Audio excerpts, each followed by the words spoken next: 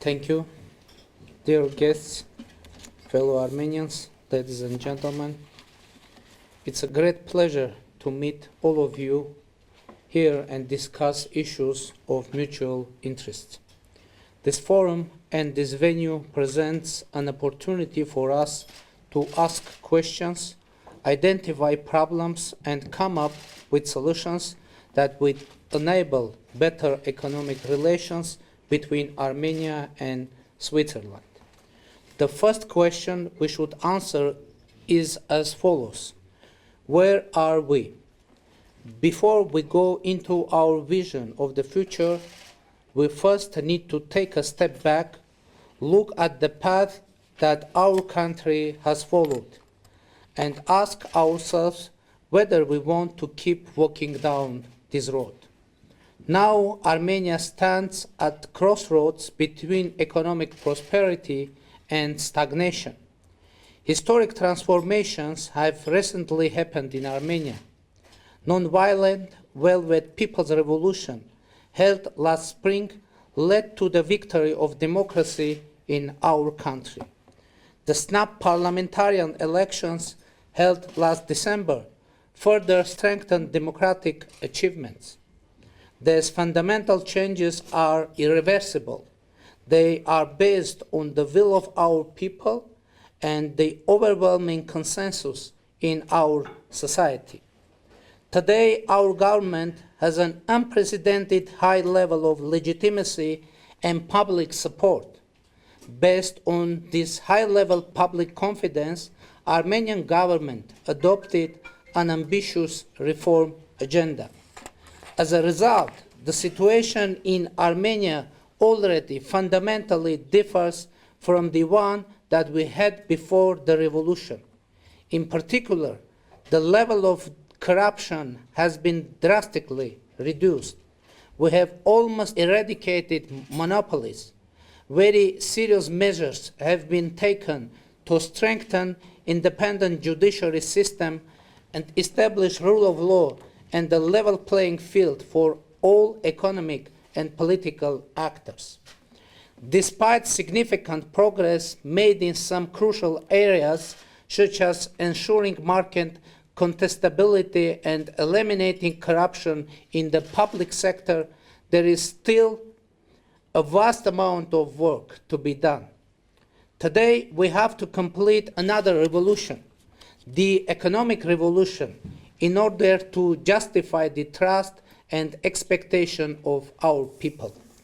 GDP growth over the past year has been promising, with 7.5% registered in 2017 and persisted during 2018, with estimates exceeding 5%.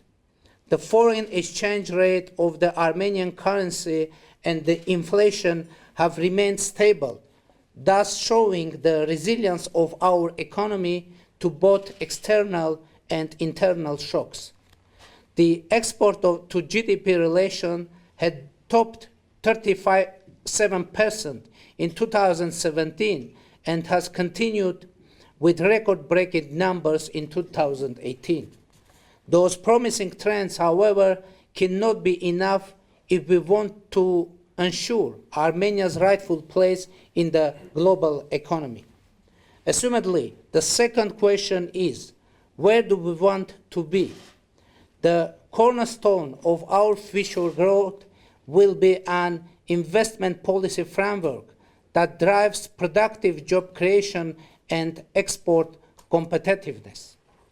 The government and the people are united in this vision. Indeed, recent surveys have shown that the two things that Armenian people want and expect the most are more jobs and less corruption. The results can be interpreted as follows. Armenian citizens do not want more redistribution of income. They have seen enough of that. What we as Armenians want is the ability and opportunity to earn and contribute to economic growth and prosperity of our homeland and eradication of poverty. And here comes the role you are playing, since the ability of individuals to be productively employed depends on you. To facilitate this process, on its part, the Armenian government has adopted following policy. Point A, open doors policy towards foreign investors. Our policy motto is to get rich and enrich. Point B, a growth-friendly tax code based on investors' wills and needs. Point C, export and industrial modernization support mechanisms such as tax and customs incentives. Point D, a policy principle ensuring an unbiased and much less restrictive regulatory environment for doing business. Point E, we have ensured that the economic agents operating in our country have access to market around the world. You know that Armenia is a member of Eurasian Economic Union and benefits from GSP with a number of countries, including Switzerland, and GSP Plus with the European Union. And point F, of course, we guarantee free movement of capital and protection of property rights, including intellectual property. Thus, the next question to be asked is, what can the Armenian people offer to reach the place it wants to be? It has been said on many occasions, and we continue to believe, that Armenia has a small internal market with a lot of value creation potential. And there are both a market to monetize this potential and the demand for Armenian products and culture. We must satisfy this demand and present value to the world. This means higher export of goods, services, and last but not the least, culture. The cornerstone of Armenian economy is the creativity and ingenuity of the people. This translates into our increased competitiveness in niche, high-value added products and services. Armenians are responsible for a number of innovations, such as the MRI machine, the oxygen mask, the automatic gearbox, to name a few. To put it concise, if Germans are engineers and Italians are designers, Armenians are creators. Considering all the above mentioned, we have developed the priorities for our government. Priority number 1, industrial, biotech, and pharmaceuticals. Armenian government is committed to increasing competitiveness in the manufacturing sector.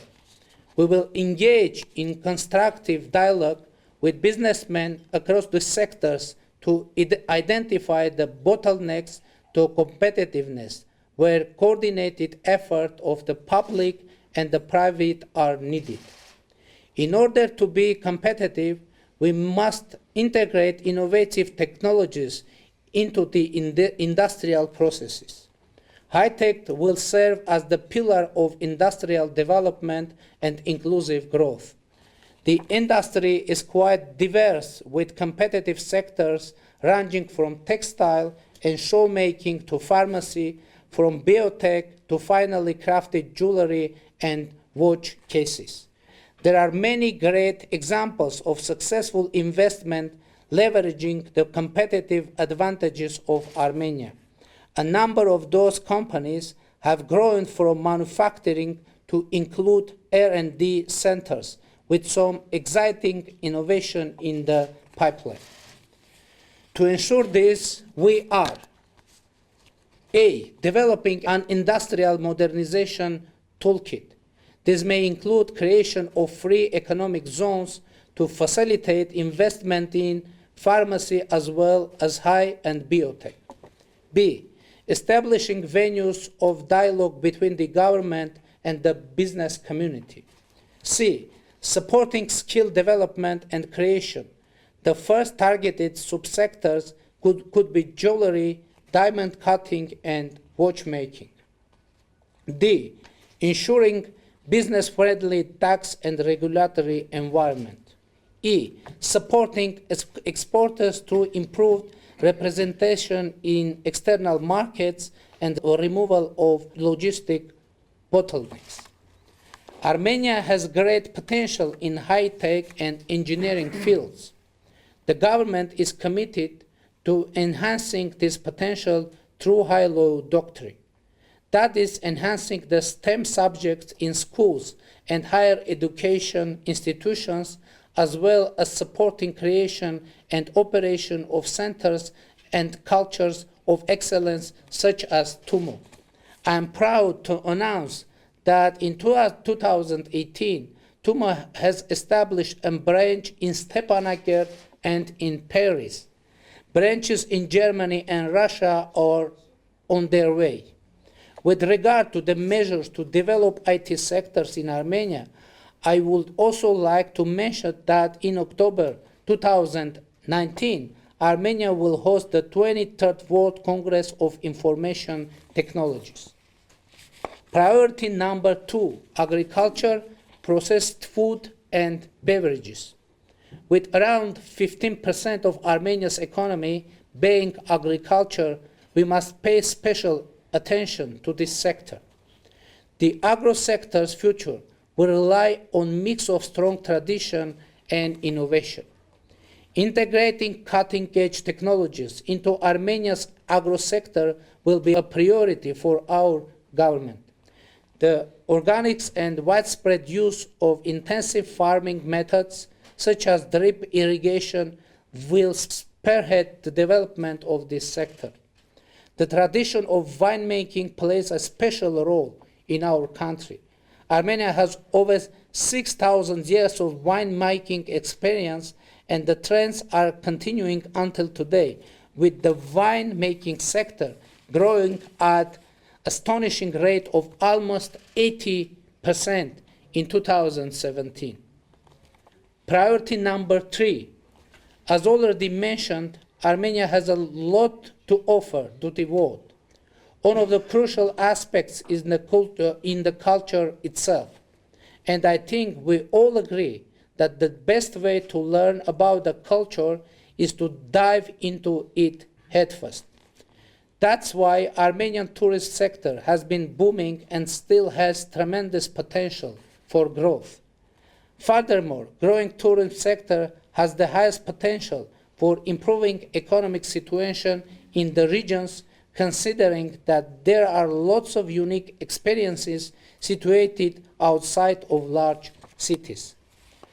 To this end, we are, point A, raising awareness about noteworthy touristic attraction as well as small-scale hotels in the regions. Point B, developing of the niche field such as eco and gastro-tourism. Point C, development of transport and relevant supporting infrastructure to enable access to the far-situated high-interest locations.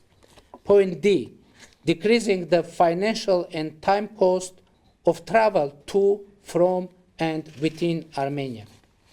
Priority number 4, infrastructure and renewables.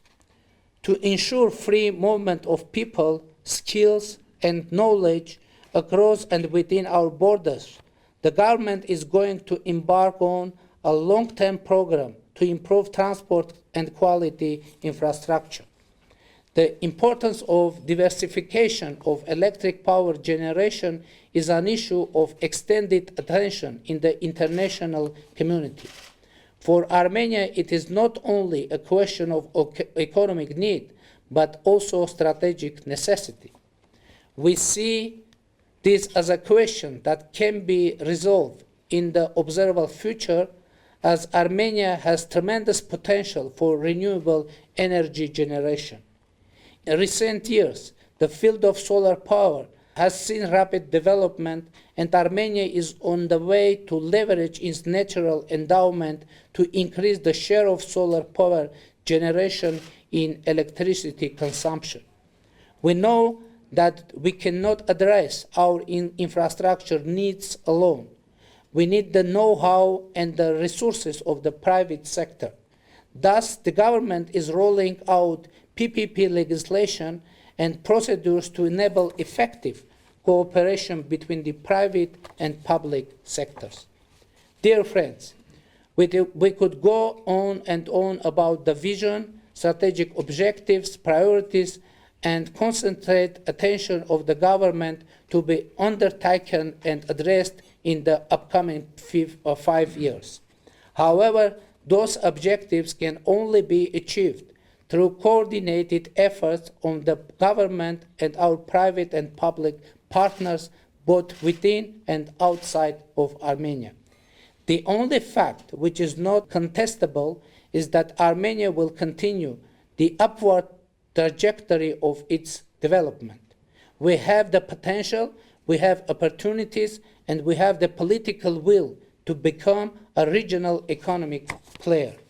The question is whether you are ready to join us and befriend us on this interesting and not an easy path. If you are ready to make your move, come to Armenia, get rich and enrich. Thank you very much.